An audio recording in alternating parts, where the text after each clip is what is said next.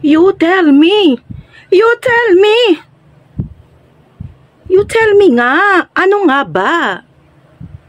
Ano nga ba ang mga code of ethics ng isang riders, 'di ba? Dapat you tell me. Ano ba? Ano ba? Ano nga ba? Ayan. Kung dumadayo ka ha, kailangan mo naman makisama ba? Ayan. At saka isa pa, ipakita mo na dapat ang mga riders, guys, sila yung mga vloggers, I should say, na riders. Ayan, sila yung nagpapakita ng mga magagandang mga imahe sa daan, sa mga nangyayari sa daan. Ayan.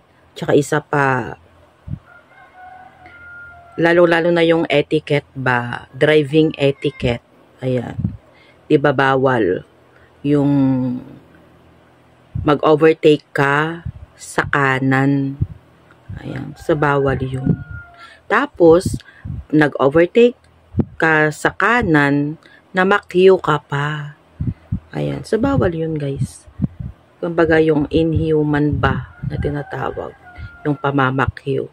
Ayan. Tapos, isa pa, yung pagmumura publicly.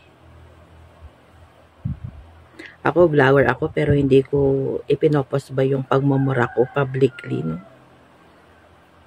Ayan. So, hindi rin maganda yun, eh.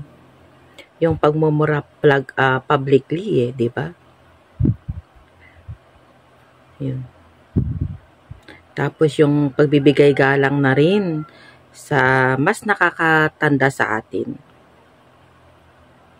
Alam niyo guys, hindi rin tayo dapat na matapobre. Ayan.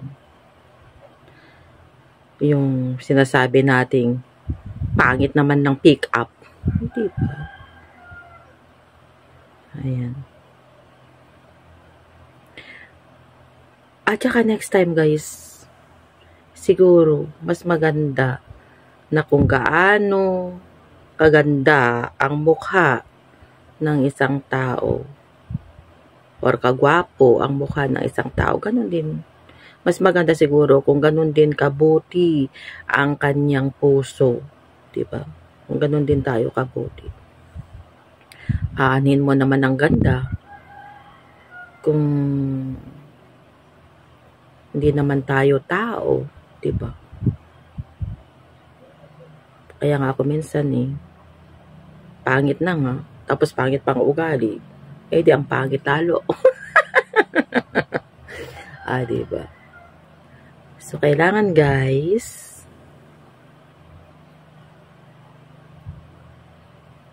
magpakabuti lang tayo. Mahinahon. Huwag tayo mag-drive na pagod. Kailangan nating mag-rest. Kailangan nating let's control ourselves. Maging maalumanay lang tayo. Chill. Ika nga. Masarap mamuhay ng masaya.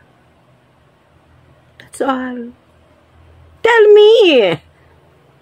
Tell me. Ano nga ba? Tell me.